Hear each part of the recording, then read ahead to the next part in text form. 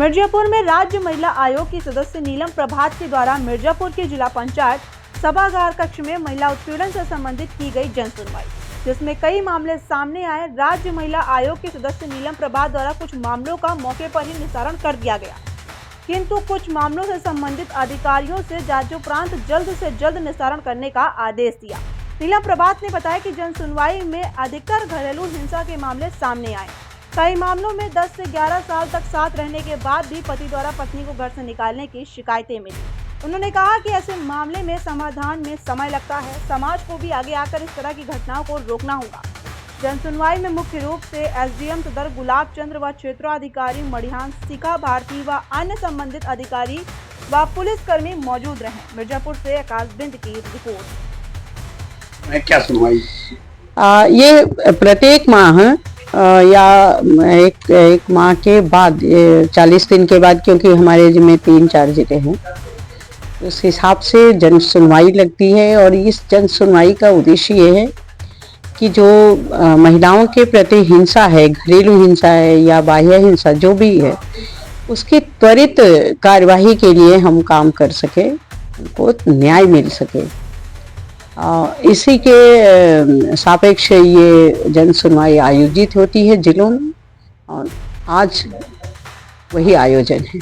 किस तरह के आते हैं केसे? तो क्या ये ज्यादातर केस तो महिला उत्पीड़न के आते हैं, जो पति द्वारा मारपीट, ससुराली जनों द्वारा मारपीट, कभी कभी पड़ोसियों के मामले भी आते हैं। कुछ मामले हमारे जमीन से संबंधित आते हैं, तो जमीन से संबंधित मामले तो मैं नहीं इंटरटेन कर सकती, लेकिन उसको लेकर यदि किसी महिला से मारपीट हो रही है तो ये अपराध की श्रेणी में आता है और ये उत्पीड़न है। तो इसको जरूर हम चिंता में अपने रखते हैं और इस पर कार्यवाही के लिए हम भेजते हैं संबंधित विभाग को। आज कितने मामले में हमारे यहाँ पे? अभी सुनवाई शुरू नहीं हुई है। एक तो ठंड है और दूसरा अभी आ गए हैं कुछ, अभी सूचना मिली है। मैं बैठी हूँ, जब तक लोग रहेंगे, जितने लोग भी आएंगे, मैं पूरा सुनवाई करके जाऊँगी। निरीक्षण किया गया? जी, अभी विंध्याचल CHC का अवलोकन करके आ रही हूँ। वहाँ वैसे तो मरीज थे, उनसे हमने पूछा दवाइयों के बारे में, उनकी सुविधाओं के बारे में। तो 2 बहनें एडमिट थी, दोनों को बेटियां हुई थी, और महिला कल्याण से भी मेरे पास बहन थी, उसने उनका कन्या सुमंगला का फॉर्म भरवाया, जानकारी दी। और एक जिनकी पहली बेटी थी, उनको अस्पताल वालों ने ही सारी चीज़ें बता दिया था, दे दिया था। भोजन के लिए भी पूछा, नाश्ता वगैरह हमारे सामने वो दिखाई कि मिला है, वो ठीक अच्छा था। हर जगह कुछ न कुछ लेक रहता है, तो वहाँ सफाई कर्मी हैं, 3 की संख्या में हैं, बड़ा अस्पताल है, तो थोड़ा सा उसमें कमी थी, बट उसको दुरुस्त कर लेने के लिए उन्होंने कहा।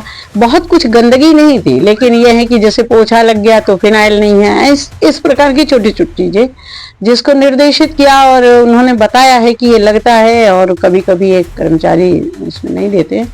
एक अच्छी बात वहाँ मिली कि अभी नए जो मनोरंजन नाम से है उनका, और वहाँ पर उन्होंने चार्ज संभाला है और काफ़ी देखा है, और मेरे बिना पूछे ही ये बताने लगे कि हम कहाँ कहाँ मॉनिटरिंग का पॉइंट कर रहे हैं। तो मुझे बड़ा अच्छा लगा। जैसे एम्बुलेंस वालों से बड़ी प्रॉब्लम है कि वो कहीं का कहीं ले जाते हैं या गुमराह करते हैं, तो उन्होंने उसकी मॉनिटरिंग की जो बात कही, या इस परिसर में कोई प्राइवेट अस्पतालों का व्यक्ति नहीं आएगा, नहीं रहेगा, ऐसा उनकी दृष्टि है। तो ये देख के मुझे बड़ा अच्छा लगा कि नई दृष्टि अपना के नए लोग काम कर रहे हैं, और जो कुछ भी थोड़ा बहुत मुझे सजेशन देना था उनको दिया। सभी डॉक्टर यूनिफॉर्म थे, नेम प्लेट लगा हुआ, और ये सारी चीजें, तो ये अच्छा लगा। आश्रम पद्धति में आपने पिछले दिनों कुछ गड़बड़ियां, खामियां पे क्या ये अब दुरुस्त हो गए हैं? देखिए, अभी जो मैंने 12 बिंदु माननीय जिलाधिकारी महोदया को दिया था, उस पर उन्होंने मुझे जांच रिपोर्ट सौंपी। उसके सापेक्ष मैंने बातचीत भी वहाँ की।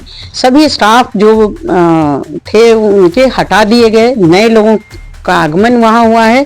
अभी मैं गई नहीं हूँ, लेकिन मेरे अगले विजिट में वो है। इस बार कतिपय कारणों से मैं नहीं जा पा रही हूँ वहाँ पर। और अभी जो जिन सूत्रों से मुझे सूचना मिलती थी लड़कियों से, अभिभावकों से, तो अब कोई गलत घटना की कोई सूचना नहीं प्राप्त हुई।